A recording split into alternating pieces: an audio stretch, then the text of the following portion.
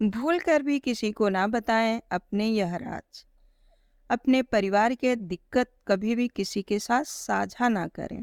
सभी के परिवार में दिक्कतें होती हैं, अतः इन्हें बताना मूर्खता ही है। ऐसा कहा जाता है कि हर अपने आप में एक अलग ही दुनिया है।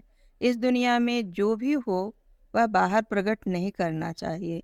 घर की लड़ाई झगड़ा और समस्याओं के बड़े में किसी से बातें करना भले ही बड़ा राहत भरा लगता हो, लेकिन कई बार यह मुश्किल है और बढ़ा देता है। जितने ज़्यादा लोगों और जितनी बार इन समस्याओं पर चर्चा होगी, समस्याएं उतनी ही बड़ी होती चली जाएगी। नंबर 2, चाहे कोई आपका कितना ही भरोसेमंद क्यों ना हो, अपनी कमजोरी किसी के साथ शेयर ना करें। जी, तरह अपनी कमजोरी किसी को नहीं बताते। इस तरह अपनी ताकत भी लोगों से छुपा कर रखनी चाहिए।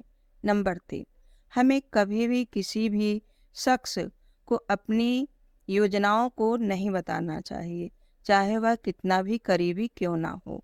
हमें नहीं पता होता कि समय के साथ उसे शख्स के साथ हमारे रिश्ते में कैसे बदलाव हो सकता है। नंबर 4, आपका प्लान ही प्लेन होना चाहिए। कोई आइडिया परफेक्ट नहीं होता और अगर आप किसी को अपना बताते हो तो शायद आप आलोचना का शिकार हो जाइए, या फिर कई बार ईर्ष्या की वजह से सामने वाला शख्स जो आपके प्लान को पूरी तरह से नकार देता है और आप अतोताहिस्त हो।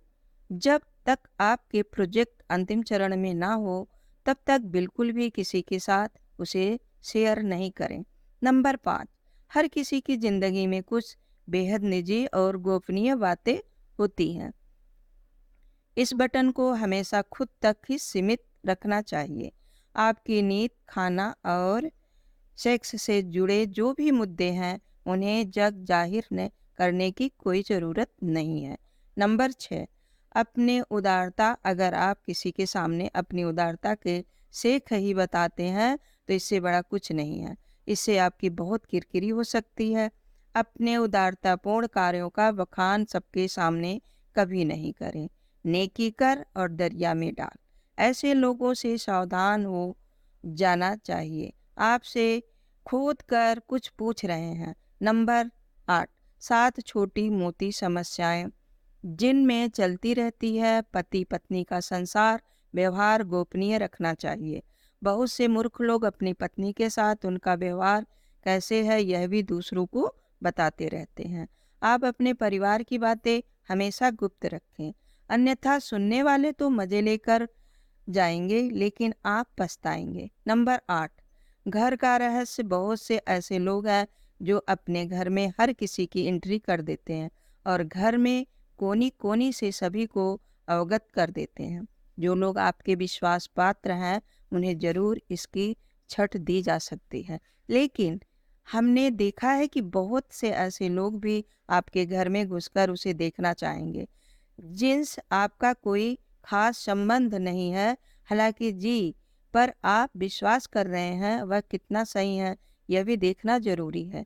नंबर 9, आपका धन। लोग जानना चाहते हैं कि आप कितना कमाते हैं।